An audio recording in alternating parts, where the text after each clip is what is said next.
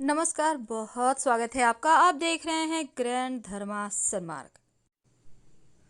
हमारे हिंदू समाज में महिलाओं को लक्ष्मी का दर्जा प्राप्त है, गृह लक्ष्मी, जो घर को संभालती हैं।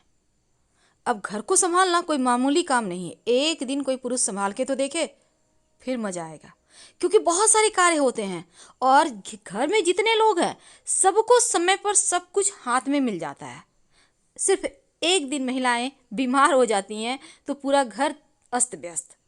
तो आज हम महिलाओं को जल्दी अपने घर को तरक्की की राह पर ले जाने के लिए एक छोटा सा प्रयोग जरूर करना चाहिए। घर की रसोई पूरे परिवार का केंद्र स्थान होता है और इस जगह पर हम अपने जीवन का सबसे महत्वपूर्ण समय बिताते हैं, क्योंकि इंसान जितनी मेहनत करता है आखिर क्यों, 2 वक्त भरपेट खाना खाने के लिए। और वास्तु के नियम में कुछ खास बातें होती हैं जिनको आप फॉलो करें तो यकीन मानिए आपकी बरकत बढ़ जाती है। तवा हमारे किचन की सबसे ज़रूरी चीज़ें हैं और अगर तवा नहीं होगा तो रोटियां कैसे बनेगी। आज हम आपको कुछ खास प्रयोग बताएंगे कि रात में सोने के पहले तवे पर ऐसा क्या रखें कि आपके जीवन में धन की मुश्किलें समाप्त हो सके। खासकर तवा रखने का तरीका और तवा कैसे आपको बेशुमार दौलत शोहरत दिला सकता है, कैसे आपकी किस्मत के ताले खुल सकते हैं, तमाम बातें जानेंगे। देखिए, रसोई को हमेशा ही साफ रखिए। यदि कोई तवा हमारे किचन की सबसे ज़रूरी चीज़ें हैं और अगर तवा नहीं होगा तो रोटियां कैसे बनेगी। आज हम आपको कुछ खास प्रयोग बताएंगे कि रात में सोने के पहले तवे पर ऐसा क्या रखें कि आपके जीवन में धन की मुश्किलें समाप्त हो सके। खासकर तवा रखने का तरीका और तवा कैसे आपको जीवन की मुश्किलों से बाहर निकालेगा। और रोटी बनाने के समय आटे में क्या डालें, ये जानना बहुत आवश्यक है। बहुत सिंपल सी चीज़ है, आपके घर में आपके किचन में होती है। पहली बात तो तवा हमेशा चूल्हे के, जैसे कि आप रोटियां बना रही हैं तो अपने दाहिने हाथ साइड चूल्हे के रख दे तवा, और हमेशा छिपा कर। साथ ही चूल्हे के नीचे भी आप तवा ना रखें। जब भी रखें चूल्हे आप अपने हाथ के दाहिने तरफ, आप खड़ी हैं ना चूल्हे के सामने, उसके दाहिने तरफ, और हमेशा ही तवा साफ करके छिपा कर ही रखें। जो महिला हैं वो गंदे तवे का यूज करती हैं या गंदे कढ़ाई का यूज करती हैं तो फिर इसका सीधा प्रभाव उसके पति के इनकम पर पड़ता है, उनके स्वभाव, उनके चरित्र पर पड़ता है। और आपके घर के बच्चे या पति नशे में लिप्त हो सकते हैं, क्योंकि राहु यहाँ एक्टिव हो जाएगा। इसीलिए तवा का जो प्रयोग है बहुत ही संभल कर किया जाता है, ताकि कोई भी जीवन में निगेटिव अशुभ प्रभाव ना पड़े। अगर हम सही तरीके से व्यवस्थित तौर पर रखें तो धन की कमी नहीं होगी और किस्मत के बंद दरवाजे भी खुल जाएंगे। वास्तु कहता है कि रसोई घर में रात के समय तवा को खड़ा करके कभी नहीं रखना चाहिए। रात में ही नहीं बल्कि दिन में भी। अब ये नहीं कि रोटियां बन गई कहीं भी दीवार साइड खड़ा करके रख दिए, उल्टा करके रख दिए, ये ऐसा बिल्कुल भी ना करें।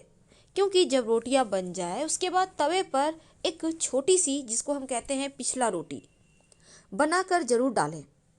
क्योंकि जो पिछला रोटी आप अगर नहीं डालते हैं, आपने रोटियां बना ली 4-5 और ऐसे ही हटा दिया, तो जो पिछला रोटी होता है ना, ऐसा माना जाता है ये दोष देता है जीवन में। आप सही समय पर सही डिसीजन नहीं ले पाते। इसीलिए इस नियम को करते हुए अंत में एक छोटा सा रोटी डाला जाता है। आप छोटा सा आटा की टिक्की भी डाल सकते हैं। अब आप इसको एक बार पलटिएगा जरूर, फिर गैस बंद करें। और ये नहीं कि रोटी को तवे पर ही रहने दें, तवे को किसी चीज़ से ढककर रख दें, क्योंकि ऐसा करना अच्छा माना जाता है। या फिर तवे को आप रात में जब ठंडा हो जाए तब उसको सफाई करके आप कहीं भी छिपा कर रखें। ओपन मत रखिएगा, ढककर यानी कहीं पर छिपा कर रखें, कवर करके रखें। भोजन बनाने के बाद तवा कढ़ाई को, बर्तन जो होता है आपको, वो चूल्हे पर मत रखें, गैस पर मत रखें, क्योंकि तवा किचन की सबसे ज़रूरी चीज़ है। और वास्तु कहता है कि इसका महत्व भी ज़्यादा है, क्योंकि तवा और कढ़ाई राहु का प्रतिनिधित्व करता है। राहु का मतलब, कहते हैं ना, राहु एक्टिव हो जाए तो जीवन में आकस्मिक घटनाएं, दुर्घटनाएं, अच्छी बुरी सब होने लगती हैं। ज़्यादातर राहु गड़बड़ ही करता है, तो इसलिए लोगों को शनिदेव के बाद राहु से ही डर लगता है। अब तवा को अगर वास्तु के अनुसार रखा जाए तो अच्छा फल भी देता है और घर में सुख समृद्धि धन दौलत भी बढ़ता है। कई बार क्या होता है, आप सुबह से गंदे ही तवे में खाना बनाया जा रही हैं। हो सकता है कभी कभी आपकी मेड नहीं आई, 2-3 दिन आप उसी तवे को धो धो कर यूज कर रही हैं। ऐसा ना करें, वरना आपके पति के पॉकेट पर, जेब पर, धन पर बुरा असर पड़ेगा। तो आप अपने घर के सदस्य, आपके पति हैं, बेटे हैं, आप चाहते हैं कि वो गलत संगति में, नशे के शिकार ना हो, उनकी जेब हमेशा भरी रहे, तो तवा को व्यवस्थित करके आपको रखना ही होगा। और वास्तु के नियम का अगर आप पालन करें, जब रात में आप खाना पीना बना लेते हैं तो फिर तवा, गर्म तवे पे पानी मत डालिएगा, क्योंकि ये जो छन से आवाज़ होगा ना, ये घर में कलह क्लेश जैसी वातावरण पैदा करता है, निगेटिव ऊर्जाएं पैदा करता है। तो गंदे तवे पर भी खाना नहीं बनाना है और गर्म तवे पर पानी नहीं डालना है। तवा और कढ़ाई को कभी भी जूठन में मत निकालें। एक और बात जान लें, जब आप रोटियां बनाना शुरू करती हैं, तवा को आपने चूल्हे पर रखा, इसमें 1 चुटकी नमक डाल दें, किसी कपड़े से पोंछकर हटा दें और फिर आप रोटियां बनाना शुरू करें। पहला रोटी जरूर निकालिएगा और पिछला भी निकालिएगा।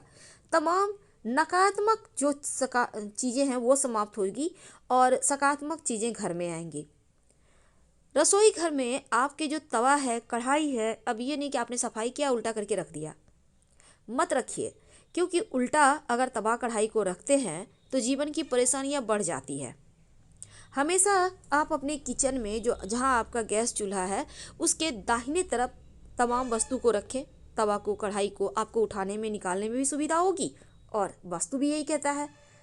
खाना बनाने के बाद खाली चूल्हे पर तवा कढ़ाई को मत रखिए। अब ये नहीं कि बन गया पड़ा हुआ है, नहीं, हटाकर नीचे रख दें। ऐसा करने से चूल्हे पर भार नहीं रहेगा। अब जैसे आपका कोई सर पे गट्ठर रख दे तो कैसा लगेगा, ठीक वैसे ही खाना बन गया। माँ अन्नपूर्णा आपको पोषण दे रही हैं तो आप स्वागत कीजिए। लेकिन रात में सोने के पहले तवे पर ऐसा क्या रखें कि माँ लक्ष्मी प्रसन्न हो जाए। देखिए, रात में सोने के पहले आप अपने तवे पर 2 तरह की वस्तु रख सकते हैं। आपकी सुविधा, आपके घर में जो है वही रखिएगा। पहला है 1 तेजपत्ता और 1 दाना इलायची। इलायची में बहुत सारे दाने होते हैं, छोटी इलायची, उसमें 1 दाना निकाल लें और तेजपत्ता के ऊपर रख दें। अब तवे पर इसको रख दें, तेजपत्ता, इलायची और तवा, और रात भर यूं ही रहने दें, कहीं भी साइड में रख दीजिएगा।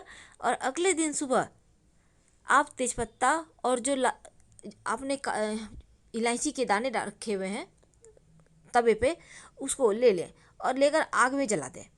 अगर ये प्रक्रिया आप नहीं कर सकते, चूँकि इलायची बहुत महंगा है, किसी घर में है नहीं, तब ऐसे में आप लौंग का प्रयोग करें।